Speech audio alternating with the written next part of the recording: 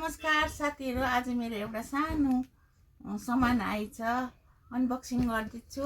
हेरिदिनु होला। मलाई एकदमै मन पर्ने चीज तर सानो छ जस्तो लाग्दैछ, किनभने मैले त ठुलो पठाएको थिएँ, सानो सानो आए जस्तो लाग्दैछ।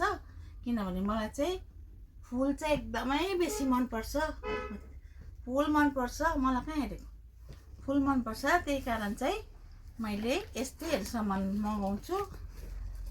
एकछिन है, अनबक्सिङ हुँदैछ मेरो सामान। कस्तो चाहिँ आएछ, एक्साइटेड आएँ।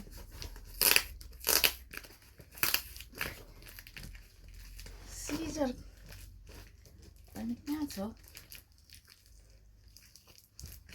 मेरो सामान आएछ। खुसी लाग्यो, खोल्नै साह्रो लाग्यो त। आमा बल्ल बल्ल खोले, हेरौँ न त कस्तो आएछ। हेर्दै जानुहोस् है, हेर्दै जानुहोस् है।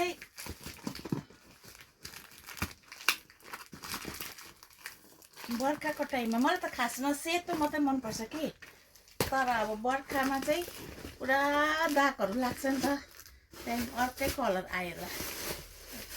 हो त रहेछ, अर्कै कलर मगाएको थिएँ, तर साह्रै सानो आएछ। म चाहिँ ठुलो भनेर मगाएको थिएँ। अब चाहिँ गोदावरी रोप्ने टाइम भयो। गोदावरी मल्टिफ्लोरा, तर साह्रो सानो आएछ नि। गोदावरी मल्टिफ्लोराको निम्ति मगाएको यो गोदावरी मल्टिफ्लोरा। हेर्नुहोस्, यसरी रोप्नुको लागि, तर सानो पट बस।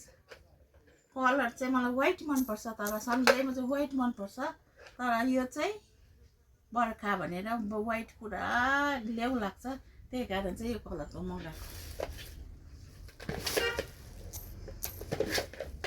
कति पिस आएछ,